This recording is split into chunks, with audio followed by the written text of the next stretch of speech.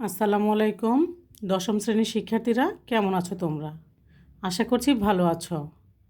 প্রিয় শিক্ষার্থীরা, আবার অনলাইন ক্লাসে স্বাগত জানাচ্ছি। আমি তোমাদের আয়েশা মিস। প্রিয় শিক্ষার্থীরা, আমরা ষষ্ঠ অধ্যায় অর্থাৎ জাবেদা আমরা সম্পন্ন করেছি। যদি ষষ্ঠ অধ্যায়ে কোনো সমস্যা থাকে তোমরা অবশ্যই আমাকে গ্রুপে জানাবে এবং কমেন্টস বক্সেও কমেন্টস করে জানাবে। আজ আমরা একটি নতুন অধ্যায় নিয়ে আলোচনা করব। ষষ্ঠ অধ্যায়ের পরের অধ্যায় অর্থাৎ সপ্তম অধ্যায় খতিয়ান। চলো আমরা মূল আলোচনায় চলে যাই। শিক্ষার্থীরা, আজকে আমাদের আলোচনার মূল বিষয় থাকবে খতিয়ান অধ্যায় সম্পর্কে আমরা ভালোভাবে রিডিং পড়ব। এই রিডিং থেকে আমরা বহু নির্বাচনী শিখব এবং অঙ্কের নিয়মটাও শিখব। বুঝতে পেরেছ? আমাদের যেমন অঙ্ক অ্যান্সার করতে হয়, তোমাদের অঙ্ক থাকে 70 মার্কসের আর 30 মার্কস থাকে বহু নির্বাচনী। আর মূল বইটা যদি আমরা ভালোভাবে রিডিং পড়ি তাহলে আমাদের বহু নির্বাচনীতে কোনো সমস্যা হবে না। জাবেদা অধ্যায়টা যদি আমরা ভালোভাবে সম্পন্ন করতে পারি তাহলে খতিয়ান অধ্যায়টা আমাদের কাছে সবচাইতে সহজ হবে। আর জাবেদা, বিশেষ করে সাধারণ জাবেদা যদি আমাদের ভুল হয় খতিয়ান নির্ণয় করতেও ভুল হবে। আসো আমরা পাঠে চলে যাই। লেনদেন সমূহকে প্রাথমিকভাবে জাবেদা লিপিবদ্ধর পর হিসাবের শ্রেণী অনুযায়ী যথাযথ হিসাবে স্থানান্তর করা হয়। সারা বছর বিভিন্ন সময় নগদে ও বাকিতে পণ্য ক্রয় ও বিক্রয় করা হয়। ক্রয় জাবেদা হতে বাকিতে ক্রয় এবং নগদ বই হতে নগদ ক্রয় একত্রিত করা ব্যতীত মোট ক্রয় জানা সম্ভব নয়। খতিয়ান বিভিন্ন স্থানে ছড়িয়ে থাকা ক্রয়, বিক্রয় ও অন্যান্য আয়সমূহকে একত্রিত করে মোট ক্রয়, মোট বিক্রয় এবং অন্যান্য সকল আয় ও ব্যয়ের মোট পরিমাণ নির্ণয়ে সাহায্য করে। বুঝতে পেরেছ?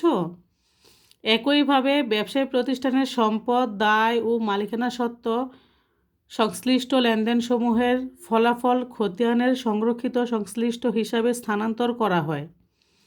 হিসাবের উদ্বৃত্ত নির্ণয়ের প্রক্রিয়া জানা এবং হিসাবের উদ্বৃত্তের ভিত্তিতে গাণিতিক শুদ্ধতা যাচাইয়ের পাশাপাশি ব্যবসার সার্বিক অবস্থা সম্পর্কে প্রাথমিক ধারণা লাভ করা এই অধ্যায়ের বিষয়বস্তুর অন্তর্ভুক্ত। খতিয়ানের ধারণা। প্রতিষ্ঠানের বিভিন্ন শ্রেণীর হিসাব যেমন সম্পদ, দায়, মালিকানা সত্ত্ব, আয়, ব্যয় ও লাভ ক্ষতি হিসাব সংরক্ষণ করা হয়। এসব হিসাবসমূহকে এক কথায় খতিয়ান বলা হয়। বুঝতে পেরেছ? কী কী হিসাব? সম্পদ হিসাব, দায় হিসাব, মালিকানা সত্ত্ব হিসাব, আয়, ব্যয় এবং লাভ ক্ষতি হিসাব। একটি চলমান ব্যবসায় প্রতিষ্ঠানের সম্পদ, দায় ও মালিকানা সত্ত্ব সম্পর্কিত হিসাবসমূহ সাধারণত প্রারম্ভিক ডেবিট বা ক্রেডিট জের থাকে। নির্দিষ্ট সময়কালে সম্পন্ন লেনদেনসমূহের ফলাফল খতিয়ানে সংরক্ষিত হিসাবসমূহে যথাযথভাবে স্থানান্তর করা হয়। হিসাবকাল শেষে প্রতিটি হিসাবের জের নিরূপণ করা হয়। এ প্রক্রিয়ায় একটি ব্যবসায়ী প্রতিষ্ঠানের উক্ত সময়কালের আয়, ব্যয়, লাভ ও ক্ষতির পরিমাণ নিরূপণ করা হয় এবং একটি নির্দিষ্ট তারিখে তার সম্পদ, দায় ও মালিকানা সত্ত্বের পরিমাণ জানা যায়। এ হচ্ছে আমাদের হিসাব বিজ্ঞানের ধারণা। হিসাব বিজ্ঞানের কতগুলো বৈশিষ্ট্য আছে প্রিয় শিক্ষার্থীরা খুব খেয়াল করবে। হিসাব বিজ্ঞানের কয়টি বৈশিষ্ট্য আছে শিক্ষার্থীরা? 5টি বৈশিষ্ট্য। প্রথম বৈশিষ্ট্যটা হচ্ছে প্রতিটি হিসাবের শিরোনাম প্রদান করা হয়। হিসাবের শিরোনাম কোনটা আমরা একটা উদাহরণের সহিত দেখে নিই। দেখেছো ক্রয় হিসাব, এটাই হচ্ছে হিসাবের শিরোনাম।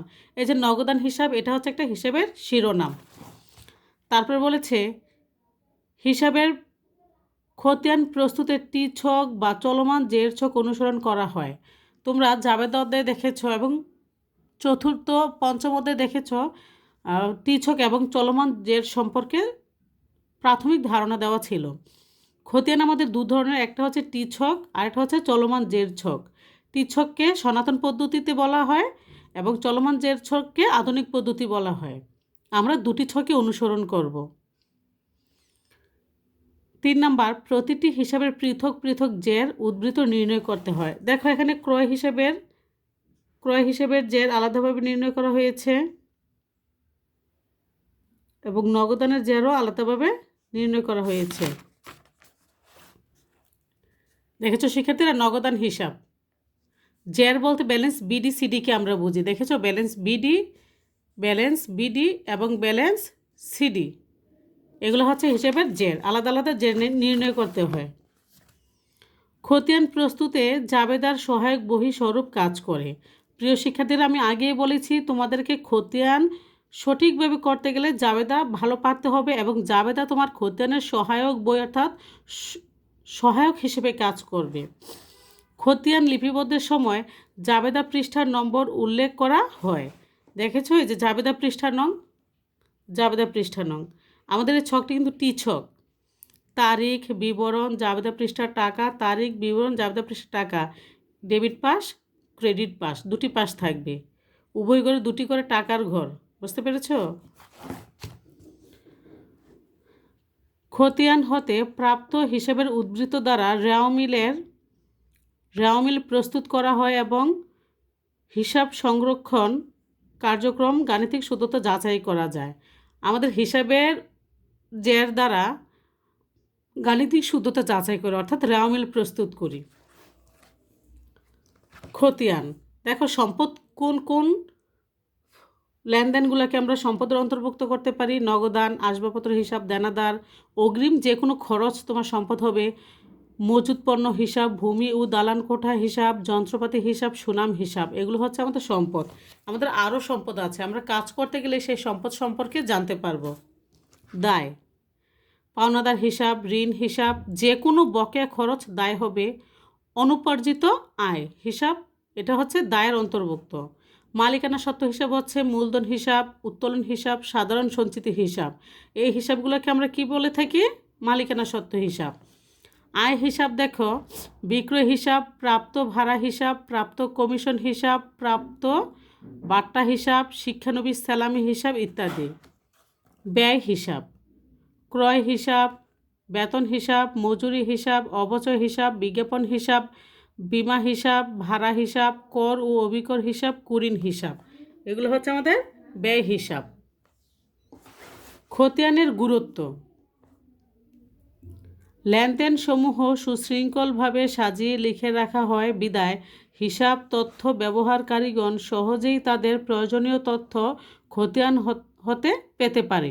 খতিয়ান হতে ব্যবসায়ের আয়, ব্যয়, সম্পদ, দায় ও মালিকানা সত্ত্বের পরিমাণ সম্পর্কে ধারণা লাভ করা সম্ভব। রেওয়ামিল প্রস্তুতের জন্য প্রয়োজনীয় উদ্ধৃত খতিয়ান হতে সংগ্রহ করা হয় এবং এর মাধ্যমে হিসাবের গাণিতিক শুদ্ধতা যাচাই করা হয়। খতিয়ানের গুরুত্ব ও উপকারিতা প্রকাশের জন্য একটি কথাই প্রচলিত রয়েছে, খতিয়ান হিসাবের সকল বইয়ের রাজা। দেখেছো, খুব গুরুত্বপূর্ণ একটা কথা। খতিয়ানকে কি বলা হয়? হিসাবের সকল বইয়ের রাজা। জাবেদা ও খতিয়ানের সম্পর্ক দেখতে পাচ্ছ তোমরা শিক্ষার্থীরা।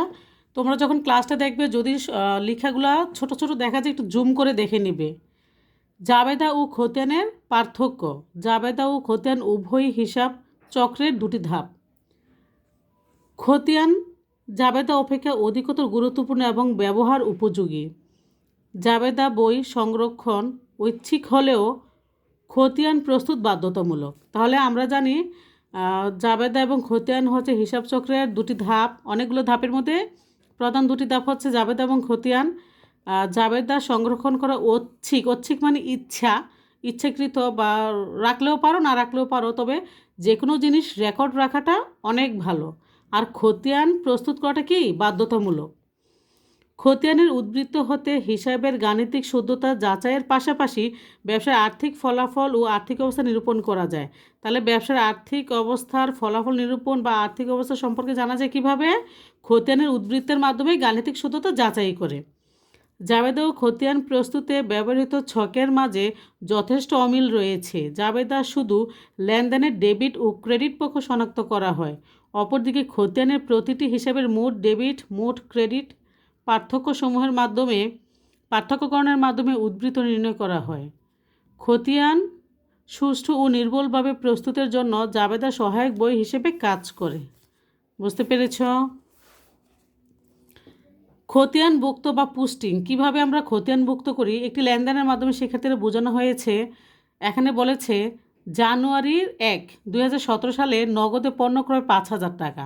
আমরা জানি এটাকে আগে জাবেদাভুক্ত করি। পণ্য ক্রয় করলে ক্রয় হিসাব সবসময় ডেবিট হয়, কারণ পণ্য ক্রয় হচ্ছে একটি ব্যয়। ব্যয় বৃদ্ধি পেলে ডেবিট হয়, তাহলে ক্রয় হিসাব ডেবিট। আর পণ্যটা অবশ্য আমরা নগদ টাকায় কিনেছি, তাই নগদান হিসাব ক্রেডিট। এখন কিভাবে আমরা পোস্টিং দেব? দেখো, ক্রয় হিসাব আমরা পূর্বেই এই যে ছকটা দেখছো, এটা কিন্তু একটা টি ছক। এই ছকটার নাম কি? টি ছক। টি ছকের দুটি পক্ষ, একটি হচ্ছে ডেবিট আর একটি হচ্ছে ক্রেডিট। তারিখ, বিবরণ, জাবেদা পৃষ্ঠা, টাকা। তারিখ, বিবরণ, জাবেদা পৃষ্ঠা, টাকা। আমি এই ক্লাসটি মূলত নিউ 10 যারা নতুন দশম শ্রেণীতে উঠেছ তাদের জন্য নিচ্ছি। আমাদের পুরাতন বা পরীক্ষার্থী যারা আছো তোমরাও দেখতে পারো, তোমাদের জন্য সহায়ক হবে ক্লাসটি। পুরাতন যারা তোমরা খুব সহজে ধরতে পারবা, নতুনদের সহজে ধরার জন্যই ভেঙে ভেঙে আমি অল্প অল্প কথায় সবগুলো বুঝিয়ে দিচ্ছি। তাহলে এটা হচ্ছে টি ছক। টি ছকের দুটি পাশ ডেবিট এবং ক্রেডিট, উভয় দিকেই তারিখের গড় আছে, বিবরণ, জাবেদা পৃষ্ঠা এবং টাকার গড় আছে। দেখো কিভাবে পোস্টিং দিয়েছে। আমাদের শিরোনাম হচ্ছে ক্রয় হিসাব। ক্রয় হিসাব কোথায়? ডেবিটে না, ডেবিট পাশে আসবে তার বিপরীত নাম, অর্থাৎ বিপরীত নাম কি? নগদান।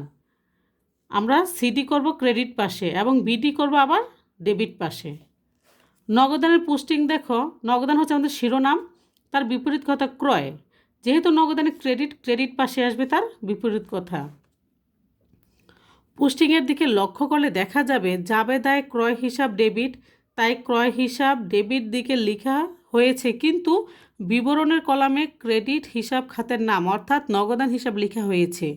অপরদিকে নগদান হিসাব ক্রেডিট, তাই নগদান হিসাবের ক্রেডিট দিকে বসেছে, কিন্তু বিবরণের কলামের ক্রেডিট হিসাব খাতের নাম অর্থাৎ ক্রয় হিসাব লেখা হয়েছে। এর দ্বারা ক্রয় হিসাবটি কোনো হিসাবের মাধ্যমে ডেবিট এবং নগদান হিসাবটি কী কারণে ক্রেডিট হয়েছে তা বোঝা যায়। অতএব কোন হিসাবের ডেবিট দিকে পোস্টিং হলে বিবরণের কলামে ক্রেডিট হিসাব খাতের নাম এবং হিসাবের ক্রেডিট দিকের পোস্টিং হলে বিবরণের কলামে ডেবিট লেখার খাতের নাম লেখা হবে। হিসাবের জের টানা বা ব্যালেন্সিং। খতিয়ান প্রস্তুতকরণের ক্ষেত্রে প্রথম ধাপ পোস্টিং এবং পরবর্তী ধাপ ব্যালেন্সিং বা উদ্বৃত্ত নির্ণয়। সাধারণ অর্থে উদ্বৃত্ত বা ব্যালেন্স অবশিষ্ট অর্থের ব্যবহৃত হয়, যেমন 5 কেজি চাল ক্রয় করা হলো এবং 3 কেজি চাল ভোগ করা হলো, এই ক্ষেত্রে অবশিষ্ট রইল 2 কেজি। হিসাবের জের নির্ণয় অনেকটা এরূপ। হিসাবের পোস্টিং পরবর্তী ডেবিট ও ক্রেডিট দিকের পার্থক্য নির্ণয় করাকে জের টানা বা ব্যালেন্সিং বলে। বুঝতে পারছো কি জের টানা বা ব্যালেন্সিং কাকে বলে? হিসাবের পোস্টিংয়ের পরবর্তী ডেবিট ও ক্রেডিট দিকের পার্থক্য নির্ণয় করাকে জের টানা বা ব্যালেন্সিং বলে। নিম্নোক্ত দুটি লেনদেন পোস্টিং পরবর্তী নগদান হিসাবে ব্যালেন্স নির্ণয় করা হলো। 2017 সালের মার্চের 3 তারিখ নগদ বিক্রয় 20,000 টাকা, মার্চের 10 তারিখ আসবাবপত্র ক্রয় 15,000 টাকা। এই দুটোকে আগে জাবেদাবদ্ধ করেছে শিক্ষার্থীরা নগদে বিক্রয়। আমরা জানি বিক্রয় আয়, আয় বৃদ্ধি পেলে অলওয়েজ ক্রেডিট। তাহলে নগদে বিক্রয় করে আমরা নগদ টাকা পেয়েছি। নগদ টাকা হচ্ছে সম্পদ, সম্পদ বৃদ্ধি পেলে সম্পদের নাম ডেবিট। যেই সম্পদে বৃদ্ধি পাবে সেই সম্পদের নামে ডেবিট। তাহলে নগদান হিসাব ডেবিট, বিক্রয় হিসাব ক্রেডিট। আসবাবপত্র ক্রয়, আমরা জানি পণ্য ক্রয় হলে ক্রয় হিসাব ডেবিট হয়। এখানে পণ্য কিন্তু ক্রয় হয়নি শিক্ষার্থীরা, কি ক্রয় হয়েছে? সম্পদ অর্থাৎ আসবাবপত্র। আমি পূর্বে বলেছি যেই সম্পদ বৃদ্ধি পাবে সেই সম্পদ ডেবিট, যেই সম্পদ হ্রাস পাবে সেই সম্পদ ক্রেডিট। তাহলে আসবাবপত্র যেহেতু ক্রয় করেছে, আসবাবপত্র বেড়েছে, আসবাবপত্র হিসাব ডেবিট এবং নগদ টাকা নামে সম্পদ কমেছে, নগদান হিসাব ক্রেডিট। এখন টি ছকের মাধ্যমে পোস্টিং করা হবে নগদান। এখানে নগদান 3 তারিখে কোন পাশে শিক্ষার্থীরা? ডেবিট পাশে। ডেবিট পাশেই বসবে, দেখেছো মার্চ 3, তার বিপরীত নাম। এখানে নগদান 10 তারিখে ক্রেডিট দিকে, ক্রেডিট পাশে বসেছে, তার বিপরীত নাম 15,000 টাকা। তাহলে ডেবিট দিকে 20,000, ক্রেডিট দিকে 15,000। কোন দিকে টাকাটা বেশি? অবশ্যই ডেবিট দিকের টাকা। শিক্ষার্থীরা যে দিকের টাকা বেশি হবে এই টাকাটা উভয় দিকে হবে। পার্থক্যর টাকাটার নাম হচ্ছে ব্যালেন্স সিডি, অর্থাৎ 20,000 থেকে 15,000 গেলে থাকে 5,000। এই 5,000 হচ্ছে ব্যালেন্স সিডি। যে পাশে টাকা কম থাকে সে পাশে সিডি হবে। এই সিডিটা পরের মাসের 1 তারিখে বেশির দিকে হবে ব্যালেন্স বিডি। বুঝতে পেরেছ? এটাই হচ্ছে ব্যালেন্সিং। হিসাবের ডেবিট ও ক্রেডিট দিকের যোগফল সর্বদা সমান করতে হবে, তাই যে দিকের যোগফল বড় বা উভয় দিকের টাকার কলামে লিখতে হয়। উপরোক্ত হিসাবের ডেবিট দিকের যোগফল বড় হওয়ায় ডেবিট ও ক্রেডিট উভয় কলামে বসানো হয়েছে 20,000 টাকা। বুঝতে পেরেছ? যে টাকাটা বেশি এটা উভয় দিকে বসবে। উভয় দিকের যোগফলের নিচে দুটি সমান্তরাল রেখা টেনে হিসাব বন্ধ করতে হয়। এই যে দুটি দাগ দেওয়া হয়েছে, যেটাকে আমরা বলি জেড টানা। বুঝতে পেরেছ? জেড টেনে হিসাবটা বন্ধ করতে হয়। জেড টানার পর কোনো হিসাব গ্রহণ করা হবে না। সাধারণত নির্দিষ্ট সময়ের শেষ তারিখে হিসাবের ডেবিট ও ক্রেডিট দিকের পার্থক্য নির্ণয় করা হয়। পার্থক্যটি ব্যালেন্স সিডি অর্থাৎ উদ্বৃত্ত স্থানান্তর বলে। ব্যালেন্স সিডি হচ্ছে, সিডি মানে কি দেখো, ক্যারিড ডাউন অর্থাৎ নিচে নিত বা স্থানান্তরিত হবে। সিডি কথাটি লিখে কম টাকার কলামে বসিয়ে উভয় দিকে সমান করা হয়। উপরোক্ত হিসাবের মার্চ মাসে, তাই মার্চ শেষে তারিখ 31 পার্থক্য নির্ণয় করা হয়েছে। সময়ের শেষ তারিখের ব্যালেন্স সিডি পরবর্তী সময়ের প্রথম তারিখে ব্যালেন্স বিডি অর্থাৎ উদ্বৃত্ত স্থানান্তরিত হয়েছে কথাটি লিখে বিপরীত পার্শ্বে বসাতে হবে। ব্যালেন্স বিডি, বিডি মানে হচ্ছে ব্রড ডাউন অর্থাৎ উপর হতে আনিত বা স্থানান্তরিত হয়েছে। হিসাবের যে দিকটি বড় ব্যালেন্স সেই নামে পরিচিত হয়। যেমন উপরে নগদান হিসাবের ব্যালেন্সটি ডেবিট ব্যালেন্স, তাই 1 এপ্রিল নগদান হিসাবের ডেবিট দিকে ব্যালেন্স বিডি লিখে এপ্রিল মাসের খতিয়ান শুরু করা হয়েছে। শিক্ষার্থীরা, সিডি মানি হচ্ছে, আমি বলেছি ক্যারিড ডাউন, বিডি মানি হচ্ছে ব্রড ডাউন, সিএফ মানি হচ্ছে ক্যারিড ফরওয়ার্ড, বিএফ মানি হচ্ছে ব্রড ফরওয়ার্ড। বুঝতে পেরেছ? এগুলো কিন্তু তোমাদের বহু নির্বাচন হিসেবে থাকে। এখানে একটা নমুনা ছক আছে টি ছকের। চলমান জেড ছকের সাথে আমরা একটু পরিচিত হই। শিক্ষার্থীরা, টি ছক তো আমরা জেনেছি, তারিখ, ডেবিট, ক্রেডিট। এটা হচ্ছে টি ছক। ডেবিট, ক্রেডিট, তারিখ, বিবরণ, জাবেদা পৃষ্ঠা, টাকা, তারিখ, বিবরণ, জাবেদা পৃষ্ঠা, টাকা। চলমান জেড ছক, তারিখ, বিবরণ, জাবেদা পৃষ্ঠা, ডেবিট টাকা, ক্রেডিট টাকা, উদ্বৃত্ত বা জের, ডেবিট, ক্রেডিট। বুঝতে পেরেছ? অর্থাৎ 2টা ডেবিট কলাম, 2টা ক্রেডিট কলাম। চলমান জের ছকের হিসাবের জের যে কোনো সময়ে জানা যায়। প্রতিটি পোস্টিংয়ের সঙ্গে সঙ্গে উদ্বৃত্ত বা ব্যালেন্স বের হয়ে যায়। তুলনামূলক টি ছক থেকে আমাদের চলমান জের ছকটা অনেক সহজ। চলমান জের ছকে উদ্বৃত্ত লেখার জন্য পৃথক কলাম রয়েছে, হিসাবের পোস্টিং এবং হিসাবের উদ্বৃত্ত।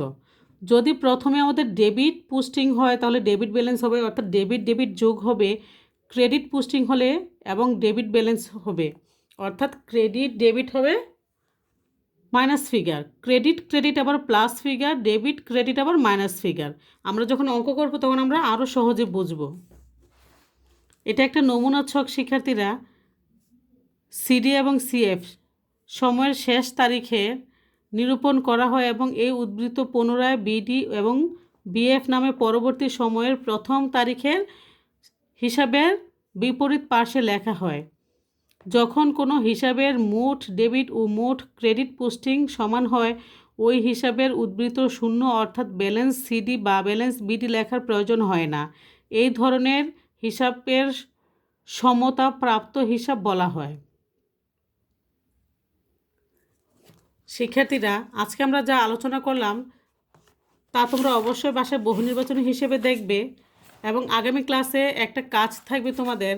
85 পৃষ্ঠায় একটা উদাহরণ আছে, যদিও তার সমাধানটা দেওয়া আছে। আমি আশা করছি বা আশা করব তোমরা সমাধানটা দেখবে না। সমাধান না দেখে এখানে যে লেনদেনগুলো দেওয়া আছে সে লেনদেনগুলো দ্বারা সাধারণ জাবেদা প্রস্তুত করবে। সাধারণ জাবেদা প্রস্তুত করে অবশ্যই আমাকে গ্রুপে ছাড়বে। আমি তোমাদের পরবর্তী ক্লাসে এই সাধারণ জাবেদার ভিত্তিতে টি ছক এবং চলমান জের ছক উভয় ছকে একটি খতিয়ান করব। এ পর্যন্ত ভালো থাকো শিক্ষার্থীরা। খুব মনোযোগ সহকারে আমাদের ক্লাসগুলো লক্ষ্য করবে এবং অবশ্যই রেসপন্স করবে, যে কোনো সময় গ্রুপে লিখবে কতটুকু বুঝেছো এবং কতটুকু বোঝোনি। ধন্যবাদ, ভালো থেকো তোমরা।